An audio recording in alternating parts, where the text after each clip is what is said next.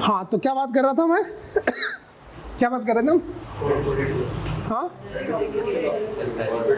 Sir Sajid. हाँ, sir Sajid हमारे बहुत अच्छे दोस्त हैं, चार्टर्ड अकाउंटेंट है दोनों, बहुत पुरानी हमारी दोस्ती है। मैं एक ट्रेनिंग करा रहा था, डायरेक्टर ट्रेनिंग प्रोग्राम, वहाँ पे सर साजिद भी आए हुए थे। वहाँ पे सर साजिद ने मुझे बोला, यार आमिर एक नया टॉपिक आया है, इसको तुम पढ़ा लो, डेटा सिस्टम और रिस्क। तो उन्होंने मुझे कन्विंस किया कि तुम पढ़ाओ, तुमने आईटी ऑडिट भी देखा है, तुम अकाउंटेंट भी हो, so you can play a very good role to bridge the gap between accountant और टेक्नोलॉजी। खलीलुल्लाह साहब हमारे उस्ताद हैं, खलीलुल्लाह शेख जो है, उनसे मैंने टीचिंग, उन्होंने मुझे टीच किया था BFD कालमन 2007 में या 6-7-8 के अरसे में। खलील साहब ने कहा, आमिर तुमने पढ़ाना है? मैंने कहा, सर आपने कह दिया तो मैंने पढ़ाना है। तो इस गुफ्तगू की बुनियाद पर मैं आज आप लोगों के सामने खड़ा हुआ हूँ। ठीक है जी। अब मुझे आप लोग ये बताइए, हाँ चले बातों बातों में एक और बात आ गई, क्योंकि आज हम कोई बहुत ज़्यादा डीप डाइव नहीं करेंगे सब्जेक्ट पे, ज़रा कॉन्टेक्स्ट बनाने की कोशिश करते हैं। मैंने आप लोगों से गुफ्तगू के दौरान एक बात कही। अच्छा, एक चीज़ मैं आप लोगों को बता देता हूँ, मेरा जाविया और मेरा पर्सपेक्टिव बहुत ज़्यादा मुख्तलिफ है। ठीक है, जो आप लोग अमूमन कन्वेंशनल बातें सुनते होंगे, शायद मेरी बातें आप लोगों को उसके बरक्स लगे। जैसे कि मैंने आप लोगों को बीच में तस्करा किया कि मैंने अपना ज़्यादातर हिस्सा फर्गुसन में आर्टिकलशिप के बाद रिस्क एडवाइजरी में गुजारा। जब मैं आर्टिकलशिप कर रहा था और जब मैं आप लोगों की तरह इस सीट पर बैठा हुआ करता था, तो हमारे सीनियर्स हमें बताया करते थे कि ऑडिट फर्म में सिर्फ ऑडिट में जाना, टैक्स में कभी भी मत जाना, क्योंकि टैक्स क्या है? टैक्स क्या है? और क्या कहते हैं? और क्या कहते हैं? पाकिस्तान तक महदूद है। और हमें तो ये बताया जाता है टैक्स काला पानी है। सुना है तुम लोगों ने? नहीं सुना है ना? तो हमें बताया जाता है टैक्स में कभी भी मत जाना, एडवाइजरी में कभी भी मत जाना, सिर्फ और सिर्फ ऑडिट में रहना। मैं आप लोगों को ये मशवरा नहीं देता हूँ, क्योंकि जो मुझे मशवरा देते थे वो शायद ठीक मशवरा नहीं देते थे। दुनिया अब ऑडिट से बहुत आगे बढ़ चुकी है। टैक्स और एडवाइजरी ये दो वाहिद फील्ड है जो वक्त के साथ कभी ऑब्सोलीट नहीं होते हैं। और जितने चार्टर्ड अकाउंटेंट ज़्यादातर एंटरप्रेन्योर हैं वो टैक्स की फील्ड में ही हैं। Tax provides you the door to many other services. ठीक है, तो एक चीज़ कभी भी जहन में नहीं रखना कि हमें फर्म में जाना है तो हमें फ़लाने सेक्शन में जाना है, हमें फ़लाने यूनिट में जाना है, हमें फ़लाने डिपार्टमेंट में जाना है। ठीक है, ये चीज़ को जहन से निकाल देना। अच्छा, अब मेरा इंट्रोडक्शन तो हो गया, थोड़ा सा आप लोग अपने बारे में बताइए कि आपने कौन से पेपर्स दे दिए हैं, कौन से देने हैं, अभी कौन से ले रहे हो, पहले क्या रिज़ल्ट रहे हैं, कोई भी सवाल, कोई भी फीडबैक, कोई भी अपने बारे में इंट्रोडक्शन बताओ, ताकि मैं भी थोड़ा बहुत आप लोगों को जान सकूं। सो मेरी क्लास का पहला रूल है इंगेजमेंट और interaction.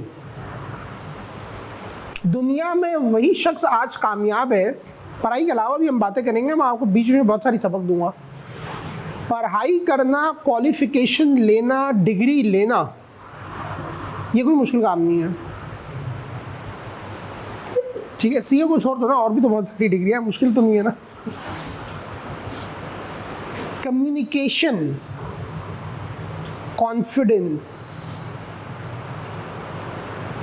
Body language, how how to speak, ये ज़्यादा इम्पॉर्टेंट है। डू यू एग्री और नॉट? यस। सो ये अपॉर्चुनिटीज़ होती हैं। मैंने क्यों ये नहीं कहा कि हुज़ैफा सबसे पहले तुम बताओ अपने बारे में। Whenever, ज़िंदगी में मेरा एक सबक याद रखो, जब भी मौका मिले पब्लिक में बोलने के लिए, सबसे पहले हाथ उठा के बोलो, सोचो बाद में कि बोलना क्या है। हम लोग सोचते ज़्यादा है, डरते ज़्यादा है और उस चक्कर में रुक जाते हैं, right? Don't do like this. So मेरी क्लास का पहला ऑब्जेक्टिव ये है कि आप लोगों को चीज़ें बताने के साथ साथ आपकी दूसरी स्किल्स पे भी काम किया जाए, और उसके लिए ज़रूरी है कि आप लोग मुझसे इंगेज करें। देखिए, मैं आऊँगा 1 से 1.5 घंटा क्लास पढ़ाऊँगा, चला जाऊँगा, मेरे लिए बहुत आसान है और आप लोगों के लिए भी बहुत आसान रहेगा इंशाल्लाह। मगर अगर आपने दूसरी स्किल्स नहीं सीखी तो आप लोगों की अपलिफ्टमेंट कैसे होगी, राइट? सो सबसे पहला रूल मेरी क्लास का है इंगेजमेंट। सवाल पूछो, जवाब दो, ज़्यादा से ज़्यादा बात करो, चैलेंज करो, क्वेश्चन करो, right? Engagement, engagement and engagement. This is the only thing which will build your confidence and which will take you up. ठीक है जी? So मुझे बताओ अपने बारे में ताकि ज़रा कॉन्टेक्स्ट डेवलप हो। सर मेरा नाम फराज है। मैंने अभी सितंबर अटेम्प्ट में कैफ 1 से लेके 4 तक के जो पुरानी स्कीम में पेपर से वो सारे दिए थे, और इस दफ़ा मैं कैफ 3, 6 और 8 के लिए कैफ 1 के सारे दे दिए हैं पहले, अब नया स्कीम आ गया तो अब क्या होगा? कैफ 3, 6 और 8। फिर तुम्हारा कैफ हो जाएगा? नहीं सर, फिर 2 पेपर बचेंगे, 5 और 7। 5 और 7 बचेगा। Okay, very good. नाम क्या बताया आपने? सॉरी, फराज। फराज। तुम लोगों का नाम मुझे याद करने में थोड़ा टाइम लगेगा, सो नाराज़ मत होना। Thank you Faraz, and I really appreciate you speaking up the first. Excellent, very good.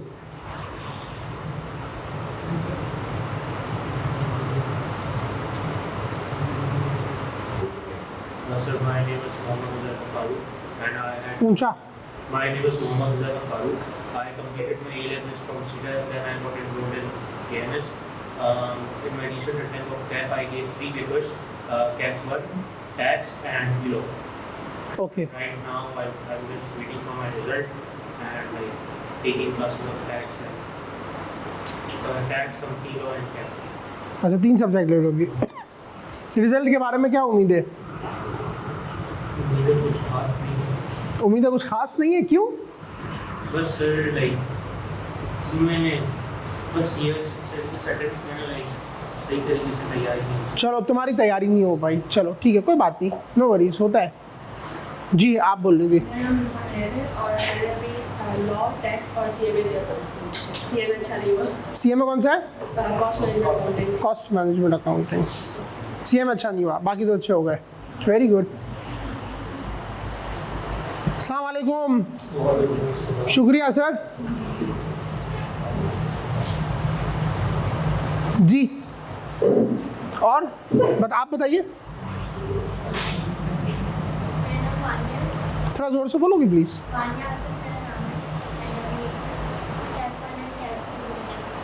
Attempt 2 की दी थी, अच्छा। आप बताइए। मेरा नाम अली मोहम्मद है। मैंने अभी कैफ 1 और कैफ 3 दिए हैं, FR1 और कॉस्ट। वैसे कितने ऑप्शन होते हैं, कितने दे सकते हो? 4 है। 4, तो तुमने 2 दिए। सिर्फ 2 क्यों दिए? मतलब और लोगों ने भी कम दिया, ऐसे ही आपसे सवाल पूछ रहा हूँ। पहले उठाए थे 3 लेकिन फिर हो नहीं रहे थे, 2 कर 2 कर दिए। ये 6 महीने में देने होते हैं। 6 महीने में 2 पेपर। आपने कितने दिए? 3, 4, 2, 3, 4 दिए थे तुमने फराज। आप बताओ। मेरा नाम नादिर है। मैंने इस सितंबर 10 में कैफ 1, 2, 4 दिए पुरानी स्कीम से, और मेरी रिजल्ट्स भी माशाल्लाह से काफ़ी अच्छी उम्मीद है इंशाल्लाह पास होंगे। ज़बरदस्त। अब मैंने इस बार मार्च अटेम्प्ट के लिए मेरा इरादा है कैफ 3, 5 और 6 उठाने के लिए। सो कोई खास वजह है कि तुम लोग 2-3 पेपर उठाते हो, 4 नहीं उठाते हो? पेपर से 3 ही ले सकते हैं, लेकिन 4 वो उठाते हैं जिन्होंने ए लेवल्स में अकाउंटिंग, इकोनॉमिक्स या मैथ्स पढ़ी हुई, तो उनके लिए आसान हो जाता है जो पेपर थोड़ा सा। बट 4 तो आप दे सकते हो ना मैक्सिमम। मतलब पेपर कोई ज़्यादा दे दे, लेकिन हर इंसान अलग होता है, कोई ज़्यादा पेपर उठा दे तो उसका फेलियर का जो चांस होता है वो बढ़ सकता है। तुम लोग क्या समझते हो कि ये जो भी नादिर ने बात बोली कि ज़्यादा पेपर उठाने से फेलियर का रिस्क बढ़ सकता है। फेलियर का रिस्क बढ़ सकता है, तुम लोग इस बात से इत्तेफाक करते हो? कौन, कितने लोग इत्तेफाक करते हैं? यस। बाकी लोग कह रहे हैं नो। तो इनके हर इंसान अलग होते हैं, कोई अगर 4 पेपर उठा के पास कर सकता है तो बहुत अच्छी बात है, हर इंसान अलग होता है। ओके, सो मेरा ज़ाविया तो मुख्तलिफ है। मैं तो कहता हूँ सारे पेपर उठाने चाहिए। तुम लोग अभी कोई काम तो नहीं करते हो ना, सिर्फ स्टूडेंट ही हो ना। मैक्सिमम पेपर उठा के मिनिमम टाइम में क्वालिफाई करना चाहिए। मेरा तो ये ज़ाविया है देखने का। सर लास्ट में बैठे कुछ नहीं होता है, हाँ, चारों क्लास में भूल जाते हो, इतना डर खौफ आ जाता है, 4 जने 4 जने। डर और खौफ, डर और खौफ क्यों है? डर और खौफ अटेम्प्ट दोबारा ना लग जाए। दोबारा ना लग जाए, क्यों लगती है दोबारा? सीए के बारे में जो पेपर बन जाते बात का पहले सीए जब, हाँ, ये जो सुना है, क्या ये इससे तुम लोग इत्तेफाक करते हो ये बात हकीकत है या ये परसेप्शन है? पहले टाइम पे पास करना मुश्किल है ये। हाँ ठीक है, मैं तुम्हारी बात से एग्री कर रहा हूँ, बट क्या ये परसेप्शन है या ये हकीकत है? क्या लगता है? दोनों का कॉम्बिनेशन कैसे होगा? थोड़ा एक बात करो ना। कब थोड़ा के लिए मुश्किल भी होता है, थोड़े मतलब देखे ना जो नहीं, ये एक बात के आई कैप के पेपर पास नहीं होते हैं और बहुत मुश्किल है और जान के नहीं होते हैं और मसले हैं, ये एक परसेप्शन है या हकीकत है? ये तो एक ही बात होगी ना। क्या लगता है आप लोगों को? परसेप्शन है नादिर, सबका परसेप्शन है। तुम्हारा क्या ख्याल है? हकीकत हुआ करती थी किसी ज़माने में, लेकिन हाँ, मेरे ख्याल से हकीकत किसी भी ज़माने में नहीं थी। हकीकत किसी भी ज़माने में नहीं थी। सबसे बड़ा फ्लॉ पता है कहाँ पर है? नहीं, सबसे बड़ा फ्लॉ सवाल को समझने में। दिस इज, मेरे बहुत सारे मेंटीज हैं और मैं लोगों के साथ सेशंस करता हूं कि ये सवाल आया है, इससे तुम समझते क्या हो? तो 90% लोग सवाल को समझते ही सही नहीं है। ठीक है, अच्छा, तुम लोगों में से कोई भी नोटिंग कुछ भी नहीं कर रहा है ना? हालांकि मैं तुम लोगों को बहुत बीच बीच में इंपॉर्टेंट बातें बता रहा हूँ। सो मेरे सेशन की इंपॉर्टेंट चीज़ों की नोटिंग कर लेना। बहुत सारी चीज़ें पेपर के बरक्स में बात कर रहा हूँ। सबसे इंपॉर्टेंट चीज़ पेपर पास करने के लिए क्या है? सवाल का सही समझना। और सवाल को सही समझने के लिए ज़रूरी है सवाल को 3 दफ़ा पढ़ना। हम क्या करते हैं, हम सवाल में एक वर्ड देखते हैं और हम समझते हैं कि बस इसी के बारे में एग्जामिनर पूछ रहा होगा और हम लिखना शुरू कर देते हैं। ये सबसे बड़ा फ्लॉ है। सो सबसे पहले आप लोगों को चाहिए कि सवाल को बहुत अच्छे तरीके से पढ़ो, समझो। और हम कुछ सवालात का डिस्प्ले भी करेंगे और देखेंगे कि आप लोग उस सवाल से क्या समझते हो और मैं उस सवाल से क्या समझता हूँ, और वहीं पर आप देख लोगे डिफरेंस कहाँ पर आता है। तो ये हमेशा से परसेप्शन है। कोई किसी को जानबूझकर फेल नहीं करता, कोई किसी को जानबूझकर पास नहीं करता। ठीक है, कहीं ना कहीं कोताही स्टूडेंट के लेवल पे होती है और उस कोताही का सबसे मेजर रीज़न है सवाल का सही से ना समझना। ये नोट कर लो तुम लोग अपने पास। सवाल को गौर से पढ़ो, 3 दफ़ा पढ़ो और उसके बाद पहले सोचो कि सवाल का जवाब देना कैसे है और फिर उस सवाल का जवाब दो। डायरेक्ट सवाल के जवाब पे कभी भी मत जाओ। ठीक है, और क्वांटिटी मैटर नहीं करती है, क्वालिटी मैटर करती है। सही है, आप 2 लाइनों का जवाब भी अगर बहुत अच्छा सोच के लिखोगे तो वो इम्पैक्ट करेगा।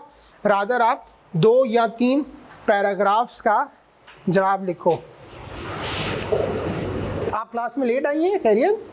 सर ट्रैफिक हो रहा है। ट्रैफिक तो कराची में हमेशा से और वक्त के साथ बढ़ता जा रहा है और बढ़ता रहेगा, और सड़कों की हालत की वजह से और एग्जैजुरेट होता जाएगा। सो क्लास में टाइम पे आना क्या शो करता है?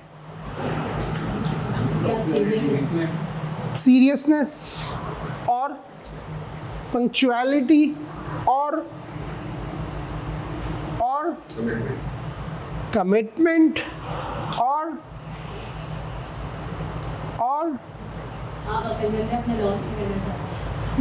आप अक्लमंद है, अपना लॉस नहीं करना चाहते।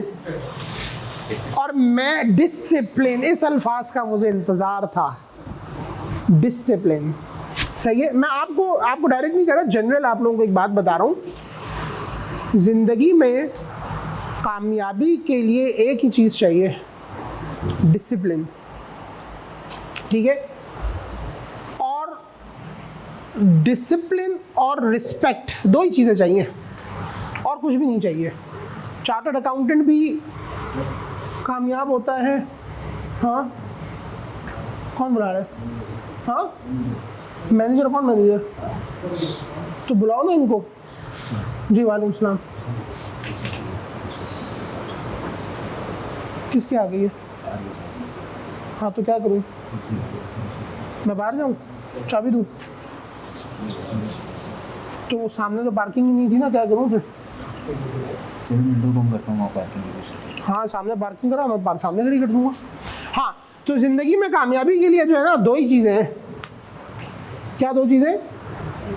डिसिप्लिन और रिस्पेक्ट, 2 चीज़ें हैं। ठीक है, हम खलीलुल्लाह शेख की क्लास होती थी इतवार के दिन सुबह 7 बजे।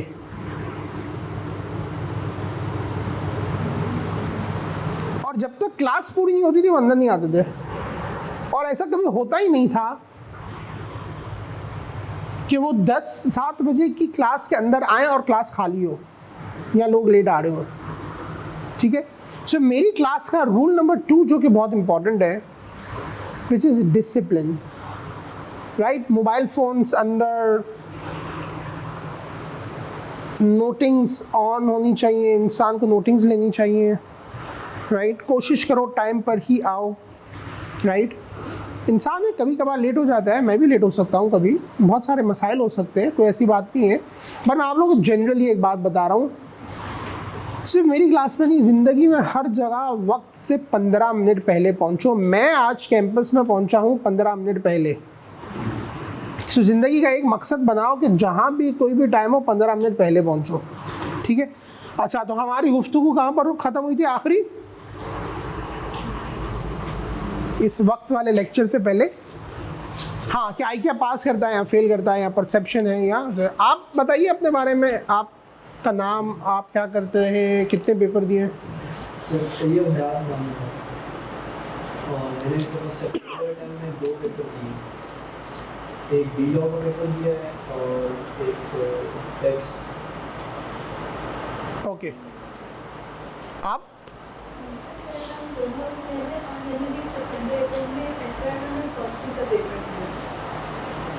ओके, आप? तो मेरा नाम दिनेश भाई है, बेसिकली मैं सबका क्या नाम है? Sorry, Dinesh Ganesh D. हाँ, पेपर टाइम पहले थी, लेकिन कुछ हालात ऐसे थे लाइक दूसरा लीगल टाइम, तो हमारा पर group A 4 paper, excellent, 4 paper दे रहे हो, वेरी गुड वेरी गुड। अभी बीच में एक गुफ्तगू हुई थी या एक टॉपिक चल रहा था कि 4 पेपर होने चाहिए, 3 होने चाहिए, 2 होने चाहिए, 1 होना चाहिए, या क्या? मेरी राय इसमें यह है कि पेपर 4 ही देने चाहिए, फुल लोड देना चाहिए, और फुल लोड के साथ मिनिमम टाइम में क्वालिफाई करना चाहिए। वक्त ही ज़िंदगी की सबसे अहम चीज़ है, उसमें कम वक्त में ज़्यादा चीज़ें करने की कोशिश करो, और सब में अगर आप लोग सीए के अंदर आए हुए हो तो सब में इतनी सलाहियत तो है और होगी इंशाल्लाह कि वो चारों पेपर को एक साथ अटेम्प्ट करें और उनको जो है वो पेपर्स को निकाले। जी आप बताइए अपने बारे में, पेपर्स कौन से दिए? बी लॉ का पेपर दिया, टैक्स का दिया और एफआर दिया। सही है। और किसका इंट्रोडक्शन रह गया है? आपने बताया मेरा नाम फिजा और क्या नाम है आपका? फिजा। हाँ, मार्च में पहली अटेम्प्ट। मार्च में पहली दफ़ा अटेम्प्ट होगी। सही है। फिजा, फिजा आपका नाम मुझे याद रह जाएगा, नादिर का नाम याद रह जाएगा, क्योंकि ये नाम मेरे इर्द गिर्द बहुत है। हुज़ैफ़ा का नाम याद रह जाएगा। पता है हुज़ैफ़ा का नाम क्यों मुझे याद रहेगा? क्यों याद रहेगा बताओ ना। इसने आपका नाम याद है? नहीं। और और हाँ आपके ग्रेड पे इस नाम की कोई ज़्यादा नहीं, क्या पता होगा? ये पहला शख्स था जिसने सबसे पहले क्लास में पार्टिसिपेट किया।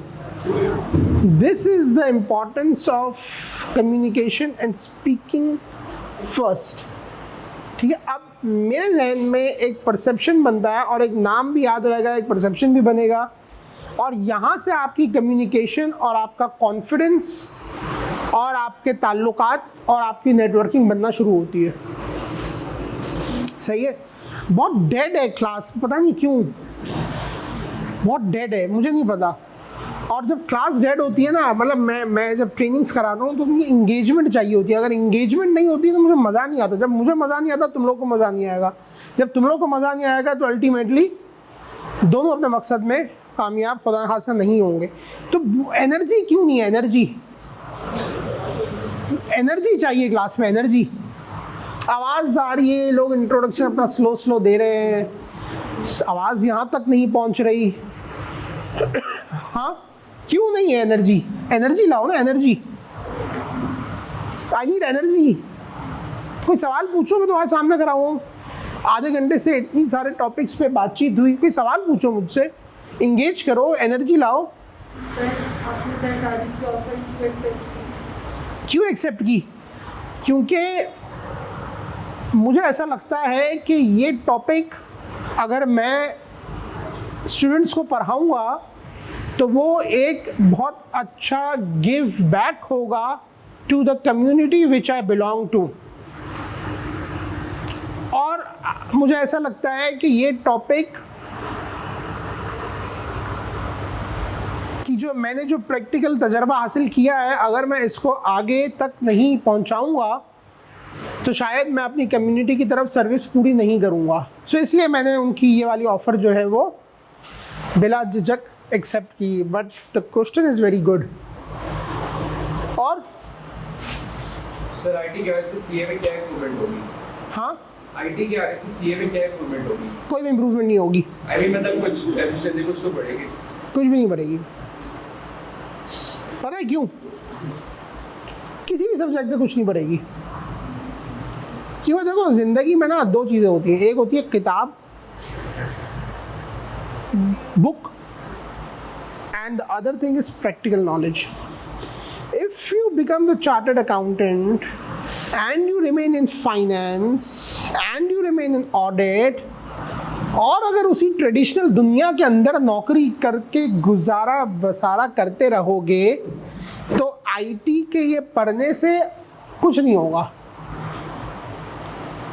जिस तरह मैंने एक अनकन्वेंशनल पाथ लिया और अकाउंटेंसी के साथ ऑडिट, आईटी ऑडिट के अंदर गया, मतलब आईटी की तरफ गया, ऑल्दो मैंने ये सब्जेक्ट नहीं पढ़े हुए थे, बट स्किल, प्रैक्टिकल स्किल आपको इधर से लिंक करा देती है। बट यहाँ से आप प्रैक्टिकल स्किल पे लिंक नहीं कर पाओगे कभी भी। सो आपको हेल्प तभी करेगा सीए में वो, जब आप प्रैक्टिकली आगे जाके इसको किसी ना किसी तरह से अप्लाई करोगे। समझ में आ रही है बात या नहीं आ रही है? एनर्जी लाओ, एनर्जी। हाँ ना, जोर से बोलो, खुल के बोलो, क्यों इतना रिस्ट्रिक्टेड हो? आप एनर्जी लाओ ना, आगे आओ ना, आगे आओ। ये आगे की सीटें सब खाली है, पीछे तो कोई बैठेगा ही नहीं जब तक आगे की सीटें पूरी नहीं होंगी। यहाँ भी आगे की सीटें भरो, आगे आगे तो बैठो। मुझे ऐसा लगे मैं इंसानों से बात कर रहा हूँ, उतना दूर दूर बैठे हो। जी मनीषू, आइए, आप भी आइए। आप लेट हो गए क्लास में, खैरियत? हाँ, रश कहाँ पर हो गया था? शारा फैसल, शारा फैसल पे तो रश ही होगा ना, और क्या होगा? शारा फैसल ही पे तो रश होगा, और कहाँ रश होगा? अच्छा, ये एक जब भी जो भी लेट होगा रीज़न एक ही होता है, क्या? रश हो गया है ना? आज ट्रैफिक बहुत ज़्यादा है। आज क्या, आज कोई प्रॉब्लम है? हाँ, लेकिन आज ट्रैफिक बहुत ज़्यादा है। पार्किंग प्रोटेक्शन में चल रहा है। अच्छा, हालांकि लग नहीं रहा, धूप है ना। अच्छा, सो रश का कितना मार्जिन रखते हो तुम लोग? 10 मिनट 15-20 मिनट कौन कह रहा है? आधा घंटा। आधा घंटा कौन कह रहा है? आधा घंटा बहुत अच्छा है। कम से कम 20 मिनट्स का मार्जिन रखो इस शहर में, किसी भी मकाम पर जिस वक्त पर पहुंचना है उससे पहले 20 मिनट का मार्जिन होना चाहिए। इससे ज़्यादा करना शायद मुश्किल है, बट कम से कम 20 मिनट का मार्जिन तो होना चाहिए। सही है ना? और कोई चीज़ अभी तक की गुफ्तगू में कोई आप लोगों को कैसा लग रहा हूँ मैं? मुख्तलिफ, ऑर्डिनरी, मुश्किल, आसान, क्या लग रहा है? कुछ तो बताओ। Easy going. Nadir, very good. अभी टाइम चाहिए तुम्हें। और Huzaifa?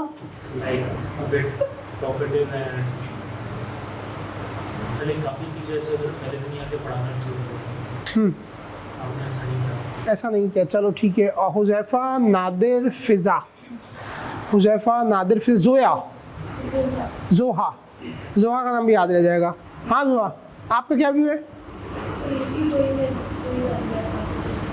Talkative and easy going. Faraz? Sir आप थोड़ी सी ज़्यादा engaging है। इंगेजिंग, ये अल्फाज के इंतज़ार था। इंगेजिंग सही है। सो मैंने तुम लोगों को क्लास का रूल नंबर 1 ही बताया, इंगेजिंग। जितना इंगेज करोगे उतना मैं अच्छा डिलीवर कर पाऊँगा, जितना इंशाल्लाह मैं अच्छा डिलीवर कर पाऊँगा उतना अच्छा तुम लोग ग्रैब कर पाओगे। सही है। सब्जेक्ट, अच्छा अभी तक की गुफ्तगू में कोई सवाल नहीं है, कुछ भी नहीं है, आगे बढ़ जाए। हाँ, सब्जेक्ट कौन सा है हमारा?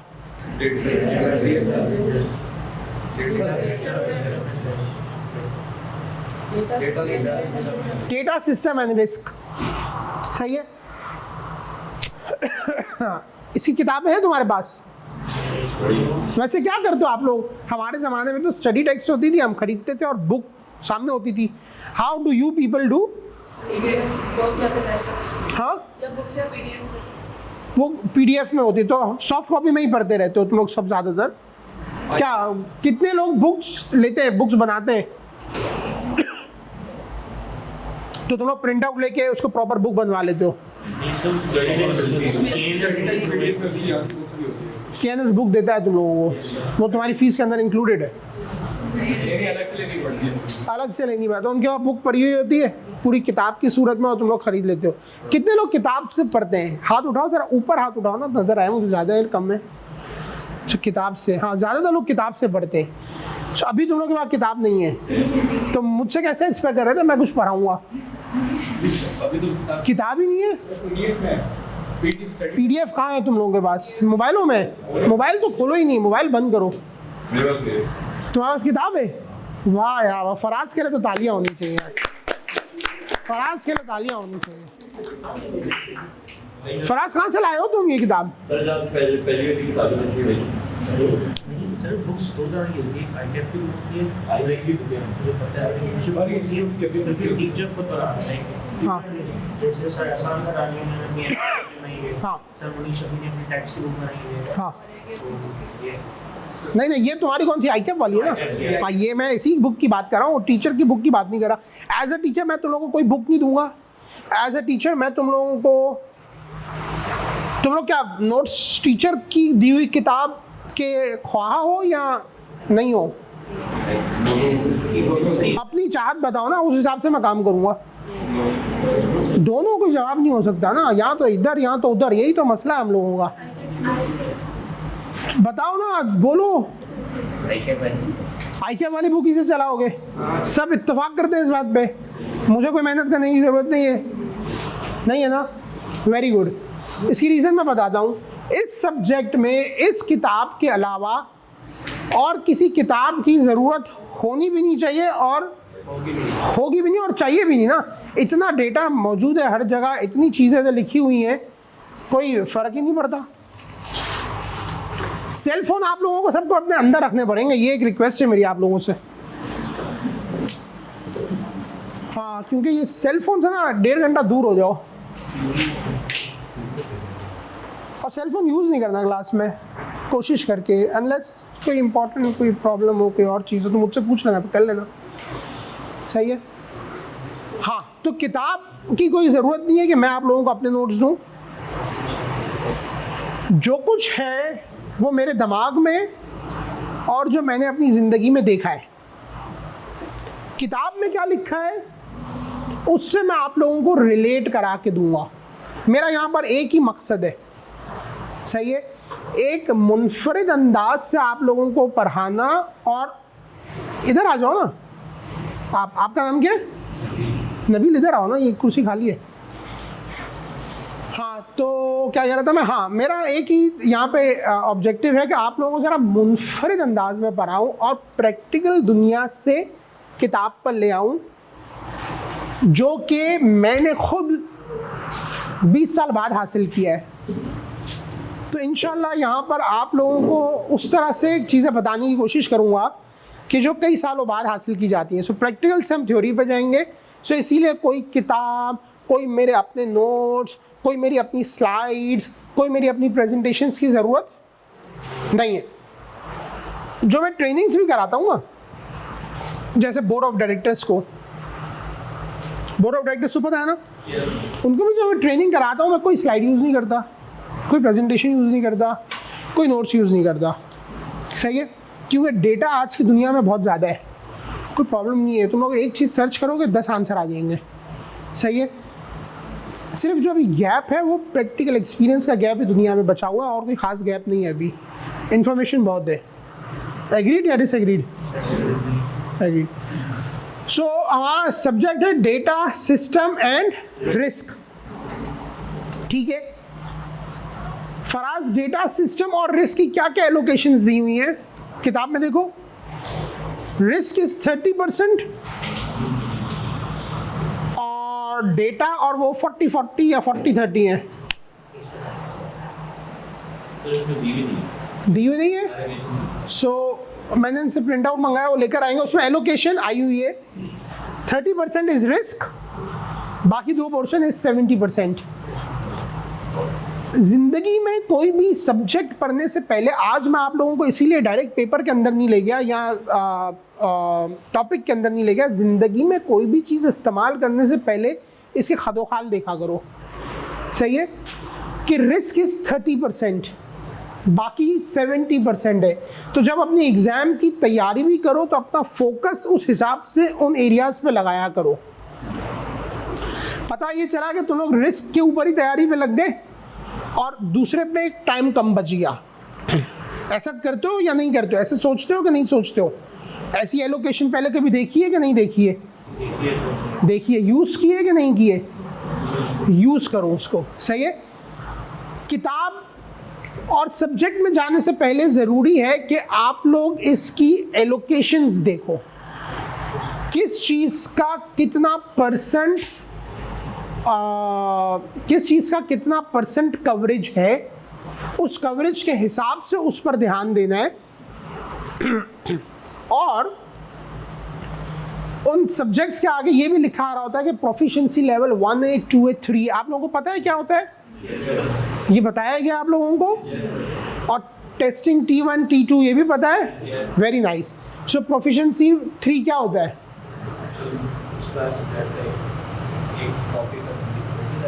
हाँ जोर से बोलो ना। डिफिकल्टी लेवल टेस्टिंग का, सही कह रही है? नहीं तो और कोई बताओ। P3 का मतलब होता है कि आपको उस टॉपिक के बारे में सारी एडवांस नॉलेज जाननी है, आपको एडवांटेज। हाँ तो सही कह रहा है ना, मतलब थोड़ा मुश्किल सवाल आ सकता है या थोड़ा अंदर तक सवाल पूछा जा सकता है। क्या देख रहा है भाई? बता दे, वो पूछ रहा है तू क्या देख रहा है? सही बोला था। हाँ सही, दोनों ने सही बोला है। सही है। तो ये लेवल्स देखो, प्रोफिशिएंसी के लेवल क्या है ये देखो, परसेंटेज एलोकेशन क्या है ये देखो, और सिलेबस देखो। सही है। अब इस चीज़ पर हमने पहले भी डिस्कशन की थी ओरिएंटेशन में कि ये सब्जेक्ट मुश्किल है आसान है। आपका क्या ख्याल है? हाँ मॉडरेट है। और आपका? पढ़ के अंदाज़ा होगा। और आपका? इजी है। नादिर? मुनासिब सा दरमियान। हाँ बिल्कुल, आप लोग ठीक कह रहे हो। कोई मुश्किल नहीं है, कोई भी सब्जेक्ट मुश्किल नहीं है, कोई भी सब्जेक्ट मुश्किल नहीं है। कुछ नया तो टाइम तो लगेगा उसको। हाँ ये सब डिपेंड करता है आप लोगों की मेहनत पे और टीचर की मेहनत पे। दोनों की अगर मेहनत अच्छी है तो सब्जेक्ट कोई भी मुश्किल नहीं है। सही है। और जो मैं बातें कर रहा हूँ वो किताबी बातें नहीं है। मैं तुम लोगों को मिसाल देता हूँ। जब मैं IT ऑडिट बना UBL में, तो मैंने तो IT कभी नहीं देखी थी। मैंने तो IT की दुनिया कभी नहीं देखी थी ना। पर मुझे हेड ऑफ IT ऑडिट बनाया ना, हाँ, तो मैंने उस वक्त ये सोचा कि ये जब हर आदमी कर लेता तो मैं क्यों नहीं कर सकता हूँ? आसानी है, मुश्किल तो नहीं होगा। क्या मुश्किल होगा? राइट। तो मुश्किल कोई भी चीज़ नहीं है, आपको बस वो चैलेंज लेना आना चाहिए और वो चैलेंज को कोप अप करना आना चाहिए।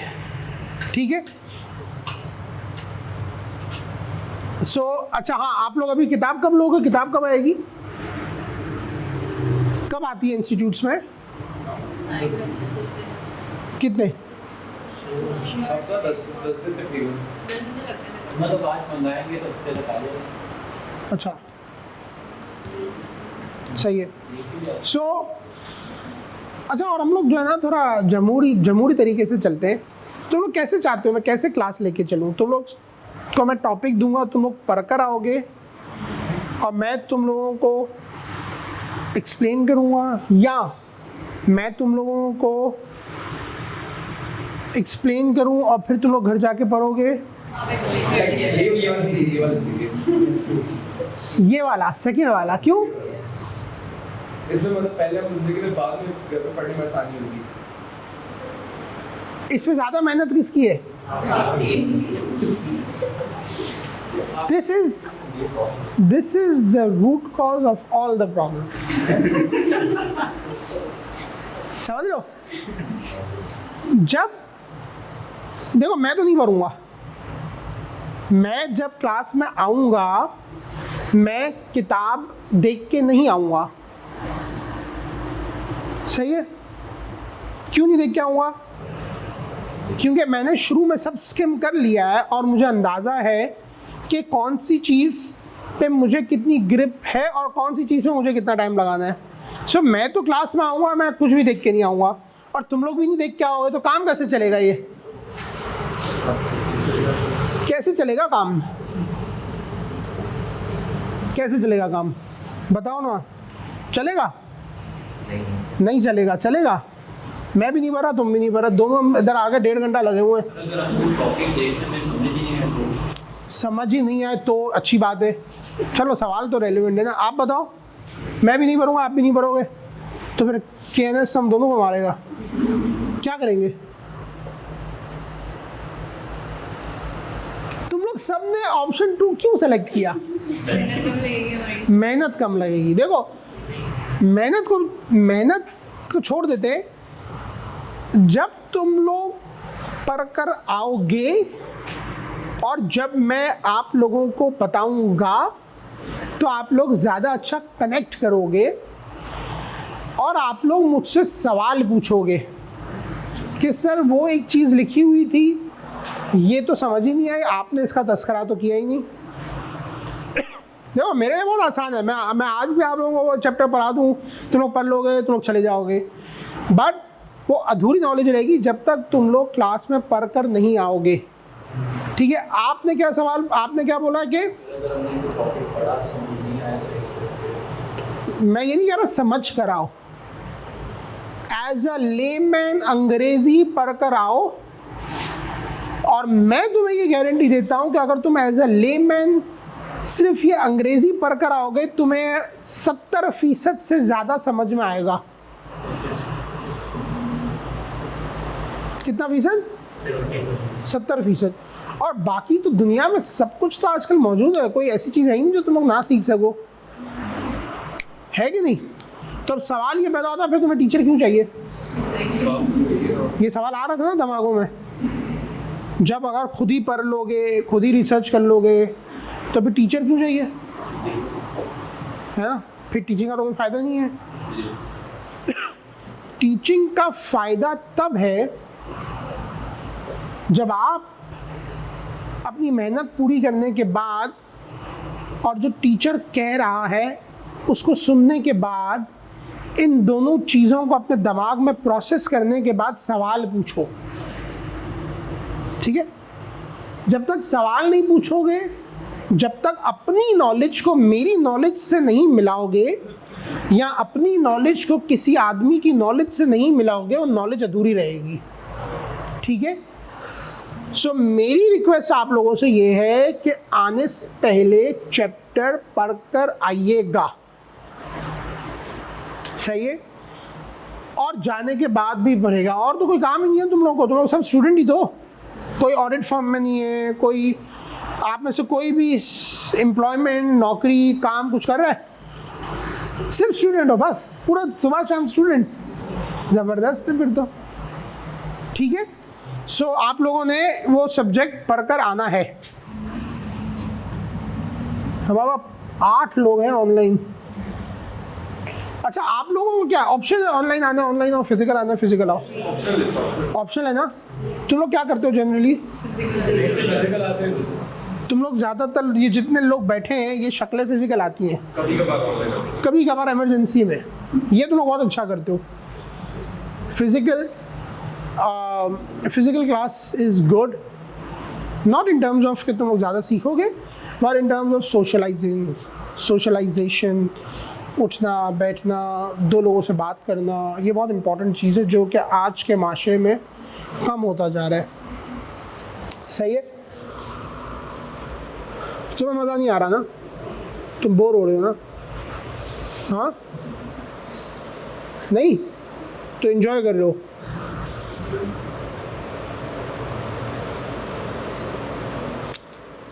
डेटा सिस्टम और रिस्क, इसमें मुझे बताओ, रिस्क के सिलेबस में क्या होगा?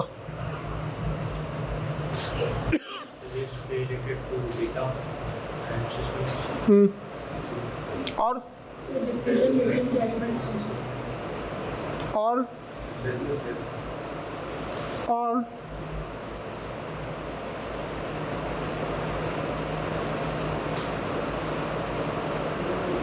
नो आइडिया को छोड़ो ना, रिस्क एक आम जबान का अल्फाज है ना।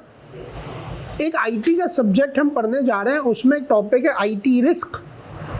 लेमैन लैंग्वेज की बात कर रहा हूँ, भूल जाओ तुम लोग स्टूडेंट हो, मैं टीचर हूँ। उस रिस्क में क्या होगा? आईटी के रिस्क के सब्जेक्ट में क्या होगा?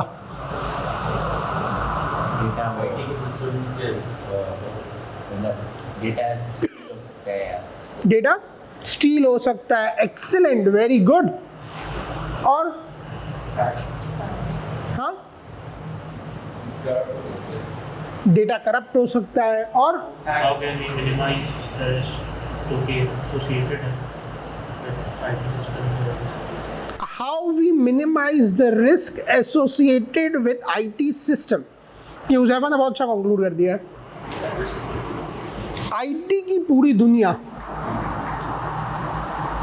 जो भी है, जैसी भी दुनिया है, आईटी की पूरी दुनिया के जितने भी रिस्क हैं उनको कैसे मैनेज किया जाए। हाँ, तुम तो आ गए हो अंदर, तुम तो आ गए हो और 11 बजे आए हो। अब मेरे पास ऑप्शन क्या है? मना कर दूंगा तो क्या करोगे? हाँ, गाड़ी खराब हो गई, क्या हुआ? बंद हो गई तो हुआ क्या? चली कैसे? अच्छा, राइड बुक की थी। आ जाओ आ जाओ।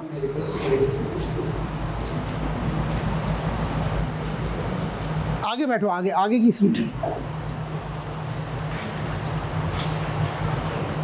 हाँ, तो हम क्या बात कर रहे थे? हाँ, आईटी की जो दुनिया है, जैसी भी दुनिया है, उसके रिस्क को कैसे मैनेज किया जाए। जैसे हम अभी मिसाल ले लेते हैं, अभी इनकी गाड़ी खराब हो गई, तो जब भी आप कहीं सफ़र करते हो तो एक रिस्क ये भी होता है कि गाड़ी खराब हो जाएगी। इस रिस्क को कैसे मैनेज करोगे? Time management. थोड़ा जल्दी निकल जाओगे और क्या करोगे? हाँ, नहीं, इनकी तो येंगो होगी ना, है ना? राइड बता रही थी ना ये। बैकअप रखोगे। बैकअप रखोगे और बैकअप, वेरी गुड। और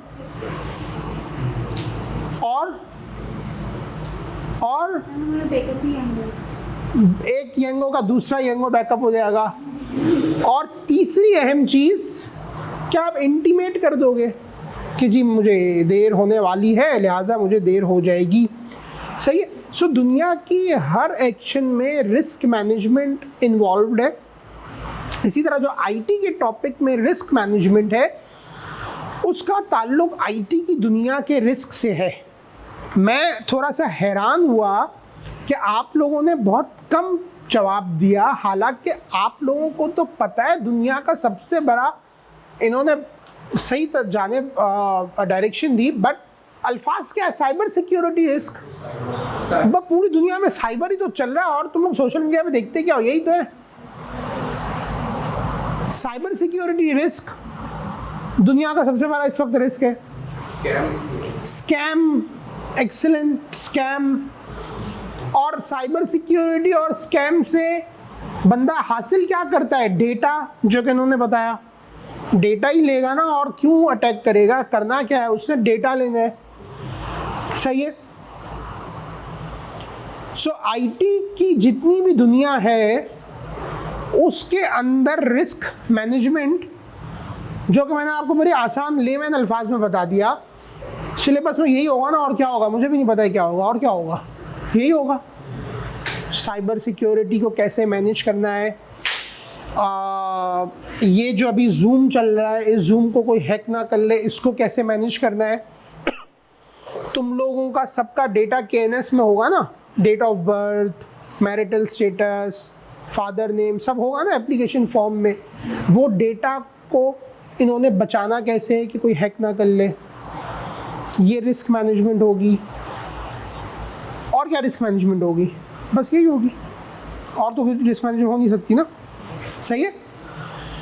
सो पहला कंपोनेंट है risk management, data system risk. Risk के अंदर हम बात करेंगे कि आईटी की पूरी दुनिया के अंदर के सारे रिस्क क्या होते हैं और उन रिस्क को मैनेज कैसे करना है। सही है, आसान है, सिंपल है, कुछ भी नहीं है। फिर दो और कंपोनेंट है, एक है डेटा और एक है सिस्टम। डेटा से क्या मतलब हो? डेटा के कोर्स में क्या होगा बताओ फिजा, क्या होगा?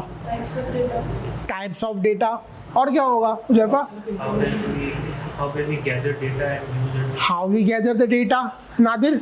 Data management. Data management. आपका नाम सॉरी? अली। अली बताओ डेटा में और क्या होगा? बहुत सही जवाब दे रहे हो तुम। तुम्हें बहुत अच्छे जवाब दिए अभी तक, बाकी लोगों ने भी बहुत अच्छे जवाब दिए हैं। यही डेटा मैनेजमेंट। डेटा मैनेजमेंट,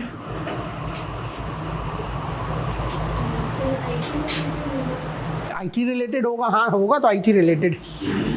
आप बताइए, आपने अभी तक कुछ भी नहीं बोला है। डेटा मैनेजमेंट ही होगा, और क्या होगा? Data analyse. डेटा एनालाइज, शाबाश, एक्सीलेंट। और data analytics, data management, data governance, data type, data security, यही होगा और क्या होगा? और कुछ भी नहीं होगा। चाहिए। और तीसरा कंपोनेंट है सिस्टम। सिस्टम में क्या होगा? आप बताइए आप। हाँ हाँ हाँ, सिस्टम की क्या चीज़ें होंगी? आप लोग भी सिस्टम यूज़ करते हो ना, लैपटॉप है, जूम है, पूरा दिन सिस्टम ही तो यूज़ कर रहे हैं हम लोग। सिस्टम के अंदर क्या होगा? सिस्टम यूज़ कैसे करते हैं? नहीं, और कुछ सोचो। सिस्टम की type, excellent point. Faraz, sir कौन सी जगह में डेटा जो है वो स्टोर किया जाता है? सिस्टम की किस जगह में डेटा जाता है? Very nice. फिजा, कौन सा डेटा किस ऑर्गेनाइजेशन के लिए बेस्ट है? नहीं, अब सिस्टम का टॉपिक है। कौन सा सिस्टम किस ऑर्गेनाइजेशन के लिए? कौन सा सिस्टम, टाइप ऑफ सिस्टम, या कौन सा सिस्टम है ना? आप भी तो कुछ बताओ, इतना सिस्टम यूज़ करते हो। इंफॉर्मेशन सिस्टम जैसे हम शेयर कर सकते हैं लिमिटेड उसमें। दोबारा बोलो, जोर से बोलो, आवाज़ आई आप लोगों को? तो हम आपस में थोड़ी बात करें, जोर से बोलो, जोर से बोलो, सर खुल के बोलो। ये सिस्टम जो डेटा है, आवाज़ आई? भाई उनको आई नहीं रही।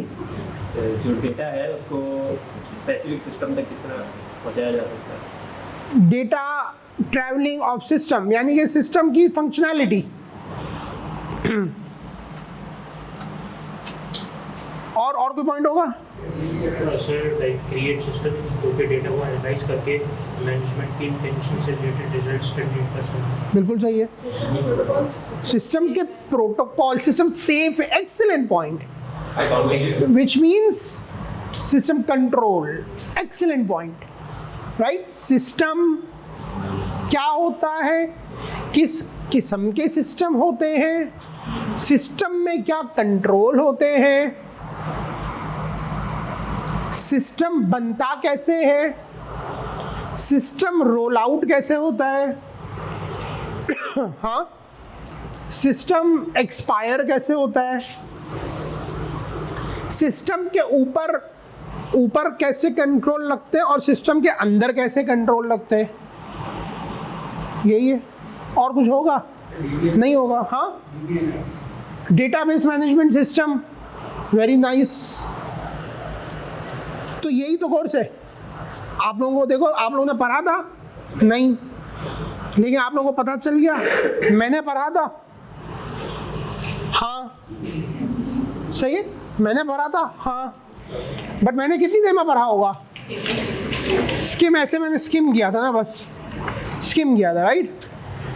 But what I'm trying to tell you, it's all layman, it's all logical, it's all your common sense से भी ज़्यादा it's your professional sense।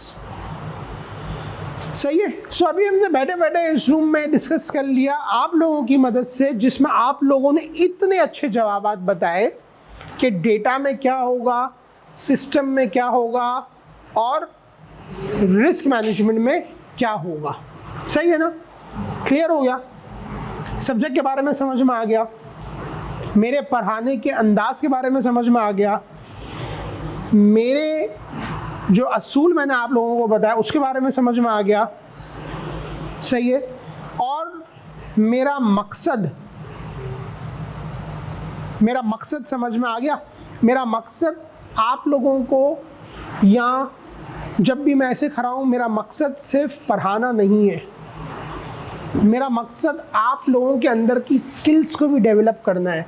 जिस तरह मैं आप लोगों को बोला ना, सवाल पूछो, इंटरेक्ट करो, ऊंचा बोलो, क्वेश्चन करो, सोचो।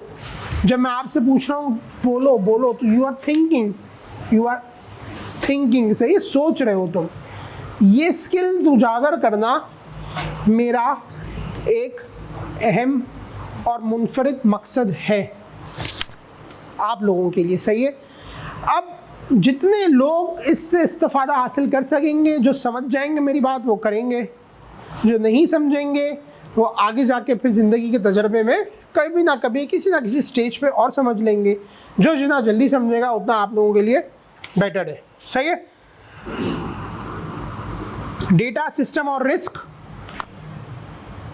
टीचिंग आवर इसमें लिखे हुए हैं 20 से 30 रिस्क के, 30 से 40 सिस्टम के, 35 से 45 हैं आपके डेटा के, सही है। यहीं से मैंने वेटेजेस अखज़ की थी, ठीक है। कोई सवाल, कोई प्रॉब्लम? जी फिजा। हाँ, हम स्टार्ट करेंगे रिस्क मैनेजमेंट से, सही है नादिर? हाँ, हम स्टार्ट कहाँ से करेंगे? क्यों स्टार्ट करेंगे रिस्क मैनेजमेंट से? हम सिस्टम से भी कर सकते हैं, डेटा से भी कर सकते हैं, रिस्क से भी कर सकते हैं। हर शख्स का अपना जाविया और अपना अंदाज होगा। मैंने ये अंदाज़ा लगाया कि अगर मैं रिस्क से पढ़ाऊँगा तो शायद मैं ज़्यादा अच्छा आप लोगों को लेकर के चलूँ। हो सकता है कोई और टीचर डेटा से स्टार्ट करे, हो सकता है कोई सिस्टम से स्टार्ट करे, कोई फ़र्क नहीं पड़ता। ये जो आपको लेकर के चल रहा है, ये उसकी सवाबदीद है, वो आपको किस तरह से लेके चलना चाह रहे हैं। हम स्टार्ट करेंगे रिस्क से। कोई प्रॉब्लम, कोई सजेशन?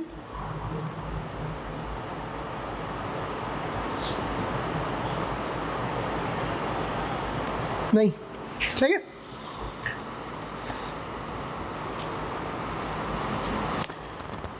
आप लोगों में से कौन वॉलंटियर करेगा ये डेटा वाला पॉइंट पढ़ने के लिए?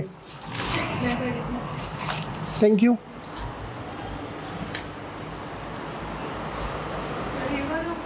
डेटा के अंदर जो पॉइंट्स लिखे हैं, Identify different types of data, their sources and collection of data. हाँ सही है। Discuss data governance, classification and management practices, including data storage, integrity, security and ethical considerations. Understand the stages of data analytics: descriptive, diagnostic, predictive and prospective, and their application and implications. Discuss big data, its characteristics, implications and methods of collection and application. Discuss database management, including database normalization, data warehousing and the concepts of ETL, extract, transform and load. Understand various database management systems, including relational database management system, RDBMS, NoSQL, object databases and graph databases. Data खत्म हो गया जी। ये जो इन्होंने पढ़ा उसको मोटा मोटा जो मैंने ग्रेस्प किया, थैंक यू सो मच, तो मैंने यहाँ पर लिख दिया। हमने सब ये डिस्कस किया सिवाय SQL और पता नहीं क्या बीच में आ गया था, बाकी तो सब कर लिया था, आप लोगों की मदद से किया था, यही सारे एस्पेक्ट आ गए थे, सही है। तो डेटा के अंदर हमने ये पढ़ना है, सही है।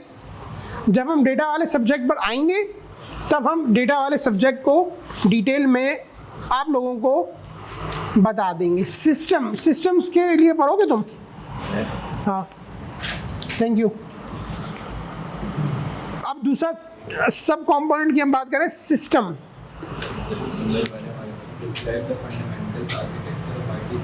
थोड़ा जोर से बोलो।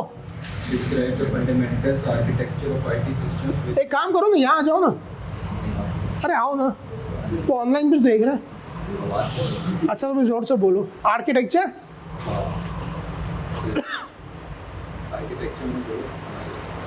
Describe the fundamental architectures of IT systems within an organization, including hardware, software, and network. Number 2 हमारे पास आएगा explain the roles and interactions of various IT systems, components, and their impact on organizational efficiency and effectiveness. ये P2D2. Number 3 apply information and communication technologies, ICT, to enhance the efficiency and effectiveness of an organization system. A2P2. Number 4, specify core features and components of ERP systems. ERP, हाँ तो ये और Specify the features, types, and uses of cloud computing, including cloud computing models. Describe the frameworks and best practices of IT governance and management. Recommend adequacy and improvement of ICT processes and controls, including return on investment (ROI). Understand emerging technologies, including artificial intelligence, blockchain technology, fintech, and Internet of Things and their potential impact on business systems. Understand how AI techniques such as machine learning and deep learning enhance data analytics and decision making. Identify the effect of digital disruption and technology development on the accountancy profession and business.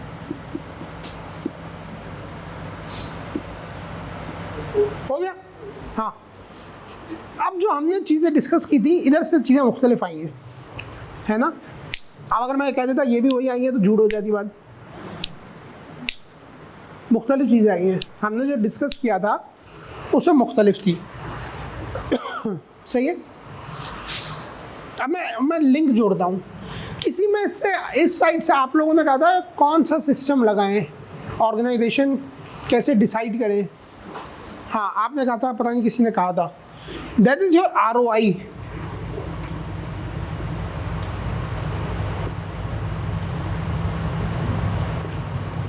सही है? ROI क्या होता है? जो system investment पे अच्छा return देगा वो लगाऊंगा ना, जो सिस्टम अच्छा रिटर्न नहीं देगा वो तो नहीं लगाऊंगा। फिर हमने डिस्कस किया था कि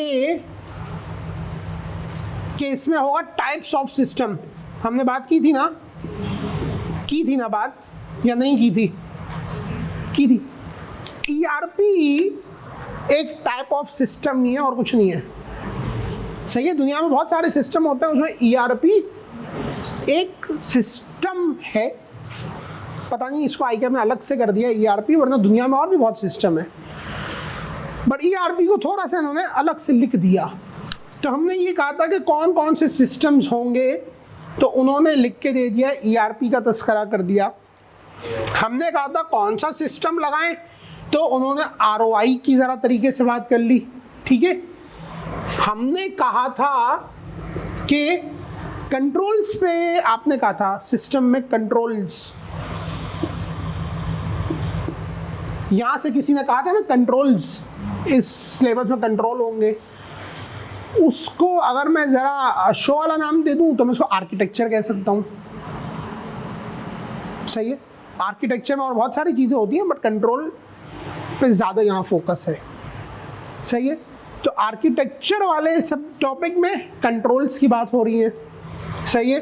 अच्छा, ये वाला हमने जिक्र ही नहीं किया था, AI, ब्लॉकचेन, डेटा। ये आपके लिए नए अल्फाज हैं, पुराने अल्फाज हैं? AI, blockchain, IoT, machine learning, cloud, ये आप लोगों के लिए नए अल्फाज हैं? सुने? कितने लोगों ने सुने हुए हैं? हाथ उठाओ, ऊंचा उठाओ, नजर आए। IoT को चलो छोड़ो, इंटरनेट ऑफ थिंग्स है वो, हाथ उठाओ ना। सब ने सुने हुए हैं। सही है? कुछ नया नहीं है। AI क्या है? ChatGPT एक तरह का AI है। हाँ, और क्या है? ब्लॉकचेन क्या है? पता नहीं क्या है, आज तक किसी को समझ नहीं आई है। सही है? ब्लॉकचेन क्या है? क्रिप्टो तो सामने नज़र आ रहा है ना, पीछे उसकी ब्लॉकचेन टेक्नोलॉजी है, वो पता नहीं क्या है। पता है मैं क्यों कह रहा हूँ किसी को समझ नहीं आ रही? पता है क्यों समझ? क्योंकि हमने प्रैक्टिकली देखी नहीं है। नहीं कर सकते ना, देखी नहीं है हमने, समझ लो। जब खुद करेंगे ना, देखेंगे, तब समझ में आएगी। बहरहाल, ये तुम लोगों ने सुना हुआ है, ये सुना हुआ है, ये सुना हुआ है, ये सुना हुआ है। सही है? सो जितनी नई टर्मिनोलॉजीज़ हैं ये भी इस टॉपिक के अंदर शामिल है। ठीक है? ये तो बहुत आसान है क्योंकि ये सब हम इस्तेमाल कर रहे हैं, AI हम इस्तेमाल कर रहे हैं। IoT हम इस्तेमाल कर रहे हैं, मशीन लर्निंग से ही AI बनता है, सही है। ब्लॉकचेन देख लेंगे क्या होता है, सही है। और क्या है इसमें, हार्डवेयर सॉफ्टवेयर नेटवर्क, ठीक है, ये हमने मिस किया था, इसको हम डिस्कस कर लेंगे। हार्डवेयर क्या होता है, सॉफ्टवेयर क्या होता है और नेटवर्क क्या होता है।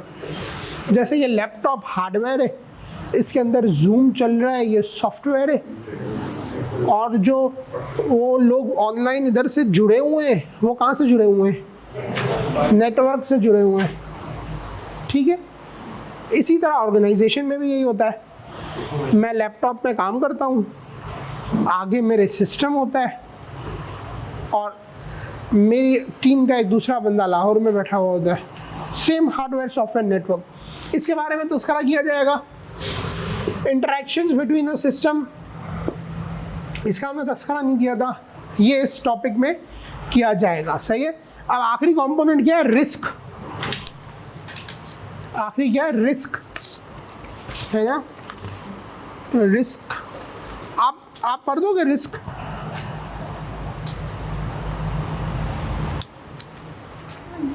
Discuss risks associated with IT environments, including both physical and digital computing technologies. Point 2, discuss cyber and information security risk. Point 3, describe the IT general controls for managing risk related to confidentiality, integrity, and availability. बस। Point 4, explain how ICT supports the identification, reporting, and management of risk in organization. हम सबसे पहले risk से इसीलिए शुरू कर रहे हैं क्योंकि एक तो रिस्क छोटा है और रिस्क पूरे चीज़ को बंद करता है एक चीज़ में, सही है। सो हम सराउंडिंग से लेके चलेंगे और फिर नीचे डेप्थ में जाएंगे, इसलिए हम रिस्क से शुरू कर रहे हैं। क्या पढ़ के समझ में आ रहा है, risk of physical and digital risk. कोई बताएगा मुझे फिजिकल रिस्क क्या होगा, IT की दुनिया में बैठे हुए हो, फिजिकल रिस्क क्या होगा। हाँ सोचो, IT की दुनिया में बैठे हो तो फिजिकल रिस्क क्या होगा। हाँ थोड़ा जोर से बोलो ना। Camera footage. अच्छा, हम बात कर रहे हैं फिजिकल रिस्क।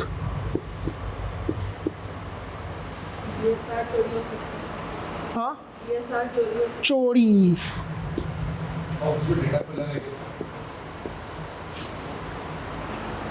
डेटा खुला रहेगा, किसने बोला, नादिर ने। डेटा खुला रहेगा, किसी ने देख लिया।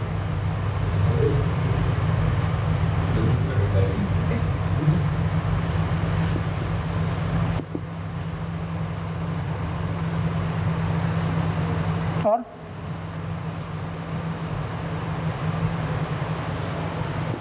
फिजा ने जो कहा ना, फिजिकल रिस्क, परफेक्ट एग्जांपल दी, चोरी। और मैं आपको बता रहा हूँ कि ये लेमैन लैंग्वेज ही है, इसीलिए मैं आप लोगों को कह रहा हूँ, जब आप पढ़ोगे आपको 70% समझ में आएगी। फिजिकल रिस्क, फिजिकल का क्या मतलब होता है, फिजिकल ना कुछ, है ना। मतलब कोई फिजिकल चीज़ चोरी हो गई, टूट गई, खराब हो गई, बारिश के पानी में चली गई, तार गिर के करंट लग गया, जंग लग गया, और क्या होगा, मतलब ये फिजिकल को और क्या होगा,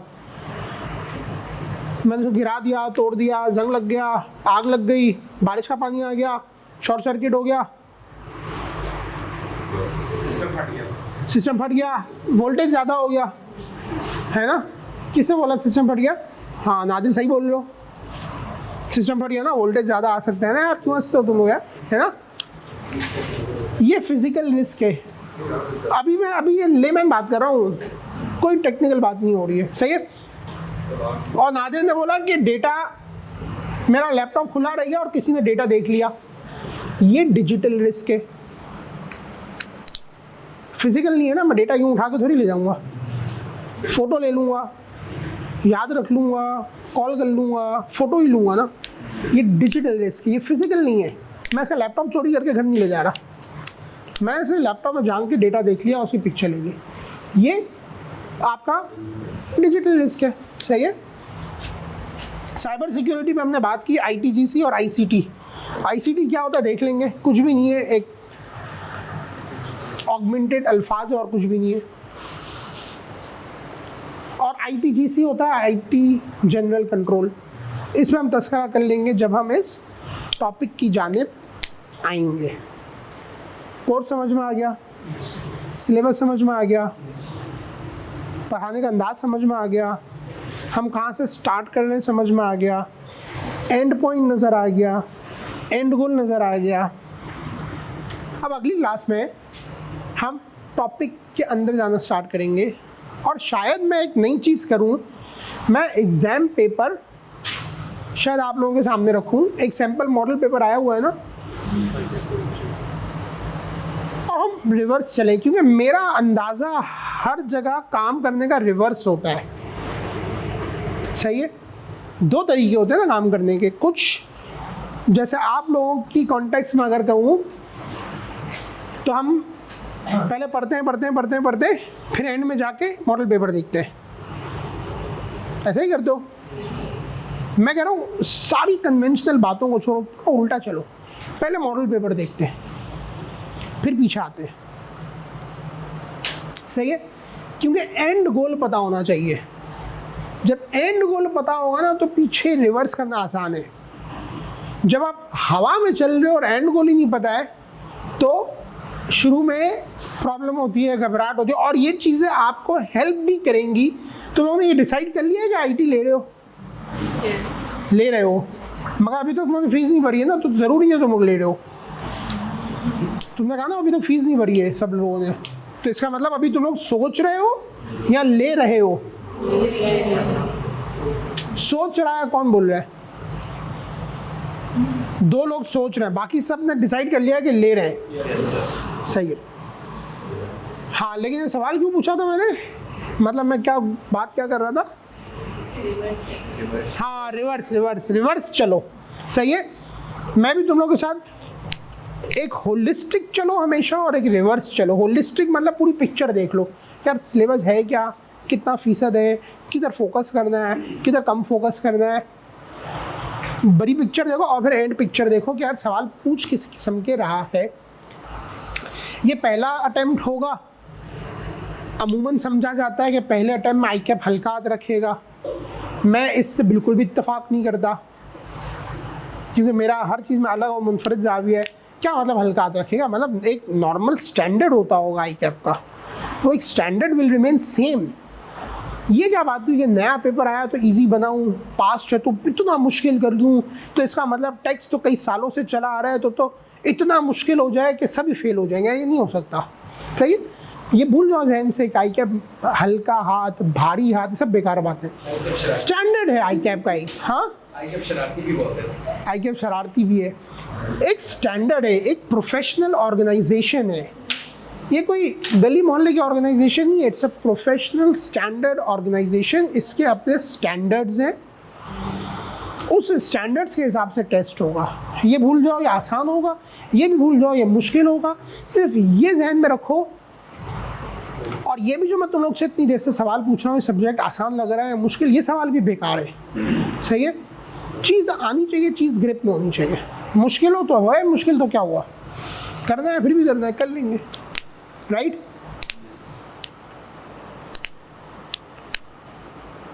सही है। सो मेरी क्लास के असूल तुम लोग समझ गए ना। मोबाइल फ़ोन अपने बिल्कुल गायब कर देना, जैसे मैंने अपने से दूर रख दिया है। सही है। मोबाइल फ़ोन तुम लोग से ज़्यादा, मुझसे ज़्यादा तुम लोग बिज़ी नहीं हो सकते हो, नामुमकिन है। सही है। तो जब मैं अपना मोबाइल छोड़ सकता हूँ तो तुम लोगों को छोड़ना चाहिए। मोबाइल हटा देना अपना, नंबर 1। नंबर 2, मेरे लेक्चर के दौरान बहुत सारी टिप्स होती हैं छोटी छोटी, जो कि तुम लोग की ज़िंदगी में बहुत इम्पॉर्टेंट है, वो नोट कर लिया करो। नंबर 3, सबके पास किताब होनी चाहिए, असूलन और इखलाकन। सही है। किताब होनी चाहिए।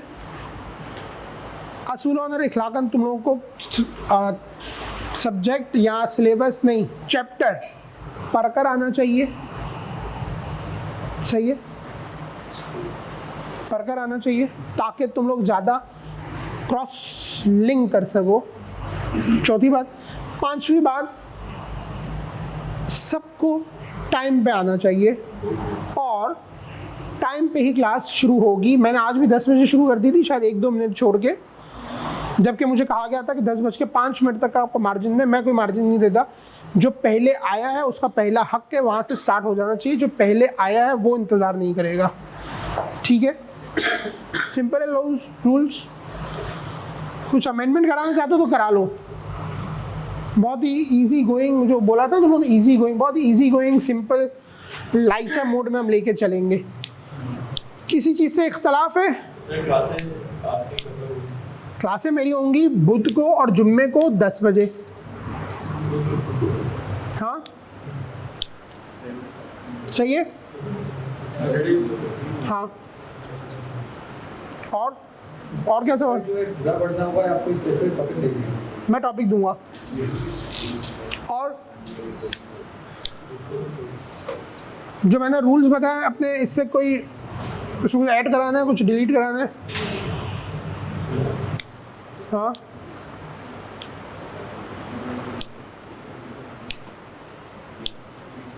हो सकता है बाज़ दिनों में मैं लेट हो जाऊं, कोशिश मेरी पूरी होगी कि ना हूं, लेकिन अगर मैं खुदा ना खास्ता हो गया किसी वजह से तो मैं इंटीमेट कर दूंगा ऑफिस में प्रायरली। सही है।